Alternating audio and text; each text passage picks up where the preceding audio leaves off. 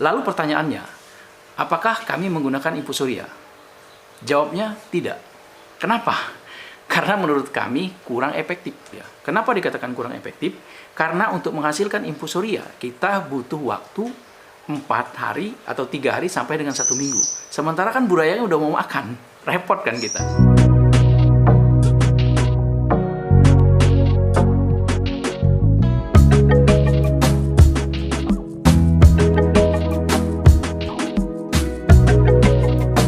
Assalamualaikum warahmatullahi wabarakatuh, sahabat pengguna YouTube dimanapun berada. Pada saat kita selesai melakukan breeding, terutama untuk jenis ikan cupang ya, kesulitan yang sering kita temui adalah pakan burayak, terutama untuk burayak usia di atas 3 hari. 3 hari, 4 hari, 5 hari, sampai 10 hari adalah masa-masa atau fase-fase kritis ya untuk jenis burayak. Kita biasa menggunakan infusoria. Ya, itu cara yang paling gampang. Kenapa? Membuat infusoria itu gampang sekali. Caranya kita hanya menggunakan air bening biasa seperti ini. Air bening biasa. Dan teman-teman tidak perlu repot-repot. Cukup menggunakan air lele. Lagi-lagi air lele. Jadi air lele ini emang dahsyat banget ya. Air lele ini bisa dipergunakan untuk banyak hal. Jadi kami sarankan untuk para breeder sebaiknya untuk memelihara lele.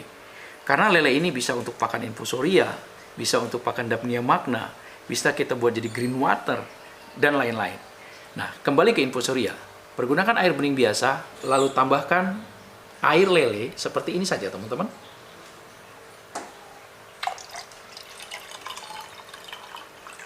Oke, jangan banyak-banyak air lelenya. Jadi teman-teman tidak perlu repot-repot bikin infusoria itu gampang banget. Hanya seperti ini. Lalu diamkan selama 3 hari sampai 1 minggu. Biasanya di hari keempat atau hari kelima, infusoria akan muncul. Dan itu bisa teman-teman berikan kepada burayak ikan cupang yang sedang mengalami fase-fase kritis. Lalu pertanyaannya, apakah kami menggunakan infusoria? Jawabnya tidak. Kenapa? Karena menurut kami kurang efektif. Walaupun kami juga membuat beberapa panduan bagaimana cara mengkultur infusoria. Kenapa dikatakan kurang efektif? Karena untuk menghasilkan infusoria kita butuh waktu 4 hari atau 3 hari sampai dengan 1 minggu. Sementara kan burayaknya udah mau makan, repot kan kita. Pakan apa yang kami pergunakan selama ini untuk memberi makan burayak ikan cupang? Jawabnya adalah kutu air. Tentu teman-teman bertanya, oh masa sih bang? Burayak ikan cupang yang begitu kecil, yang ukurannya ya kira-kira 3 kali lipat besar ukuran rambut, bisa dikasih makan kutu air moina? Apa muat tuh mulutnya? Nah ini nih, ini mindset berpikir yang mesti kita luruskan hari ini. Pasti banyak teman-teman yang beranggapan seperti itu. Burayak ikan cupang usia 3 hari sampai dengan 10 hari itu tidak bisa diberi moina. Ini yang harus kita luruskan. Jawabannya adalah bisa. Memang betul, moina itu tidak dimakan oleh burayak cupang. Kenapa? Terlalu besar, ya kan? Tetapi jangan lupa teman-teman, bahwa ketika teman-teman memberikan moina, kutu air ke dalam lubukannya ikan cupang, dengan metode yang benar, dengan sentuhan sedikit pengetahuan dan ilmu, kenyataannya akan lain. Kenapa?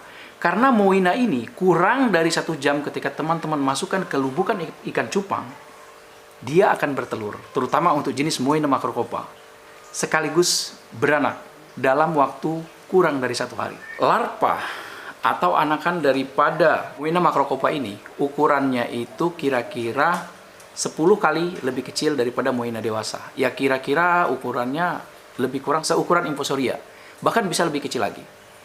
Oke, untuk lebih lengkapnya kami akan praktekkan seperti apa sih supaya moina ini produktif di lubukan ikan cupang.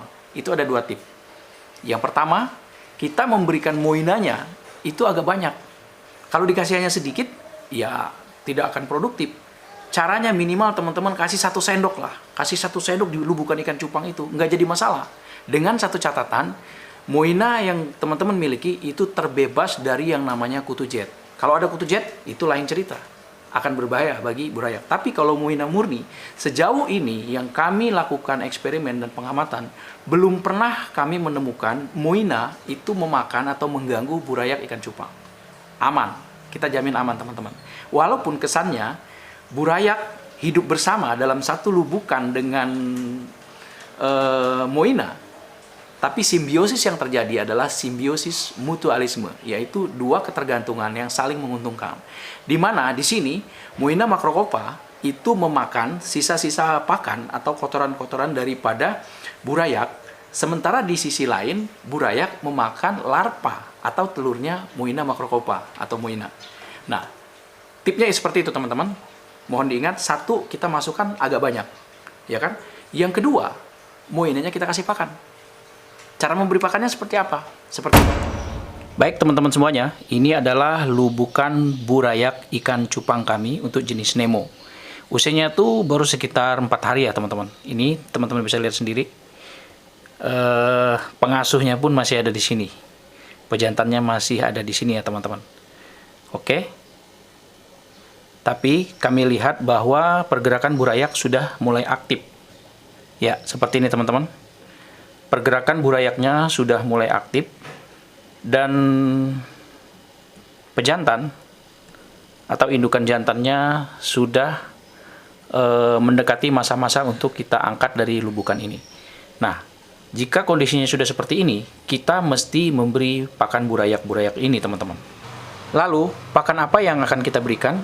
Ini teman-teman, kutu air. Tuh, dengan jumlah yang cukup banyak. Tujuannya kenapa kita berikan cukup banyak? Supaya dia kurang dari 1 jam atau sepanjang hari akan menghasilkan larva, akan bertelur. Oke. Berhubung di sini burayaknya juga cukup banyak. Estimasi kami sekitar 200 sampai 300 ekor teman-teman burayaknya. Ya. Cukup padat ya. Nah, sekarang kita akan kasih makan. Bismillahirrahmanirrahim. Langsung saja kita masukkan kutu air.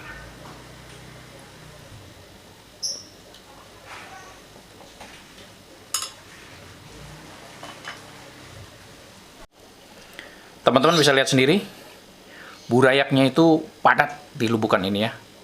Bahkan mungkin 20 kali lipat lebih padat, atau mungkin bisa 100 kali lipat dari jumlah burayaknya sendiri ya teman-teman. Tapi teman-teman tidak usah khawatir, karena kutu air jenis Moina ini tidak membahayakan bagi burayak. Nah, kemudian langkah selanjutnya adalah ini teman-teman.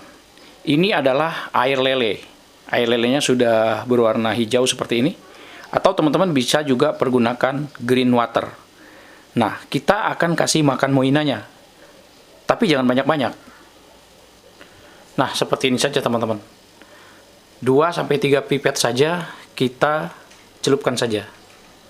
Ya, oke. 1 pipet lagi teman-teman. Kita tambahkan 1 pipet lagi. Memberi makan Moinanya tuh kita tidak boleh banyak-banyak. Cukup 2-3 pipet saja teman-teman. Seperti ini. Oke.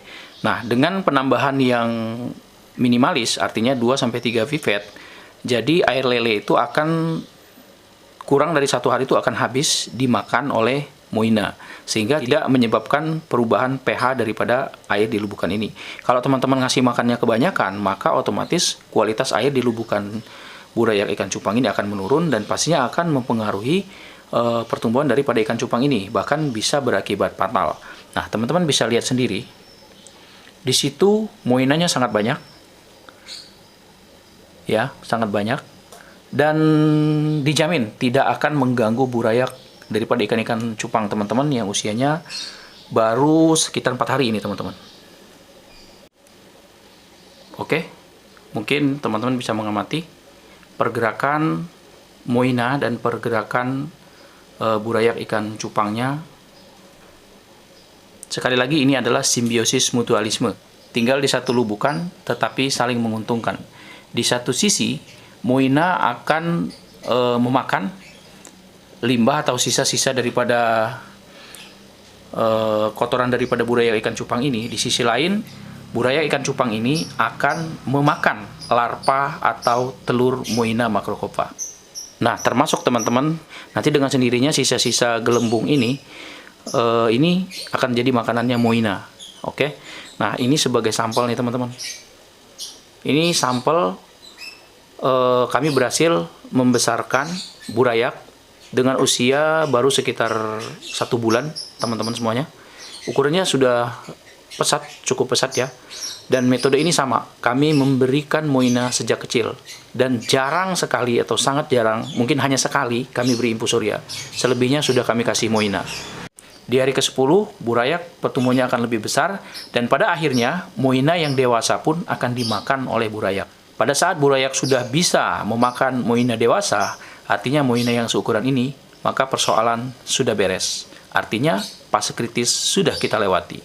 Baik teman-teman semuanya, demikian sebuah ulasan singkat. Setidaknya semoga ini menjadi sebuah penjelasan sekaligus membuka sebuah rahasia yang mungkin selama ini belum banyak diketahui oleh kita semua, bahwa burayak ikan cupang usia 3 hari sampai 10 hari udah bisa kita kasih Moina dan tidak perlu dikasih infusoria. Ini hasilnya jauh lebih efektif dan pertumbuhan burayak jauh lebih cepat. Kami akhiri konten ini, jangan lupa nantikan video-video kami selanjutnya. Assalamualaikum warahmatullahi wabarakatuh.